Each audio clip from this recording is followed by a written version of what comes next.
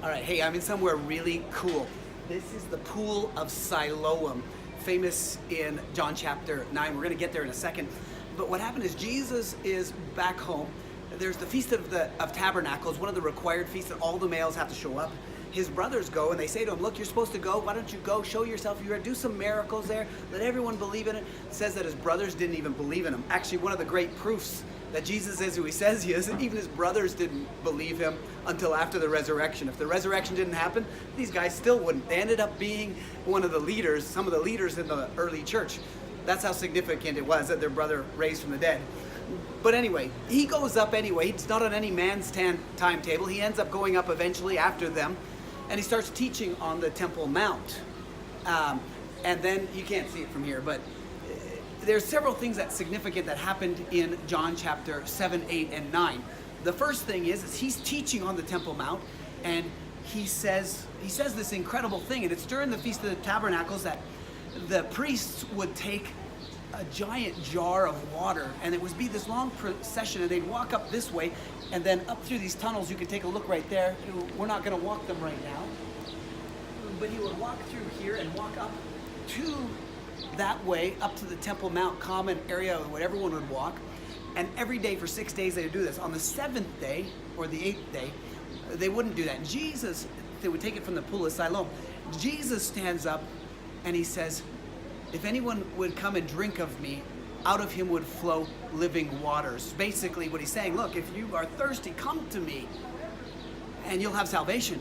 Water will flow. At 1 Corinthians 10, Paul tells us that the rock that was struck in the Old Testament in Exodus was Jesus, and out of it flowed living, saving waters. It's a picture of Jesus who came. Now, interestingly enough, another day that he was there, the next day or the same day, I'm not sure, but another element of the Feast of Tabernacles is they would light these giant candelabras. I believe there were 7 massive, and you could see on the Temple Mount around Jerusalem, you would see all this glowing at night. And Jesus says, I am the light of the world. Basically, that you don't have to walk in darkness if you trust in Jesus to be the light of the world. Now, next thing in John chapter 9 that happens is Jesus heals a man who was born blind here in the Pool of Siloam. Doesn't know who he is.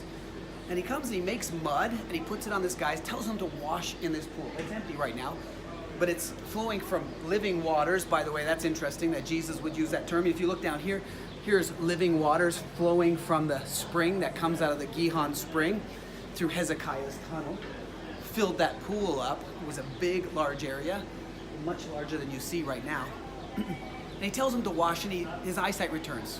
The Pharisees say, look, this was done on a Sabbath. They're all ticked off at him. Who did this to you? He goes, I don't know. All I know is I was born blind, and now I see. They go to his parents, and his parents are afraid of the Jews, so what they do is they like, I don't know, you go ask him. All we know is we can verify that he was born blind. And just an amazing story. And so they go to him, and you see the progression of faith in this man who was born blind, and they're accusing him that this man was a sinner. And he goes, I don't know if he was a sinner or not. All I know is no one from the beginning of time ever laid hands and brought someone who was born blind and made him see. He must be somebody special. And then they keep asking and keep getting on him, and finally he's like, look, do you want to become, you keep asking these questions, do you want to become his disciple?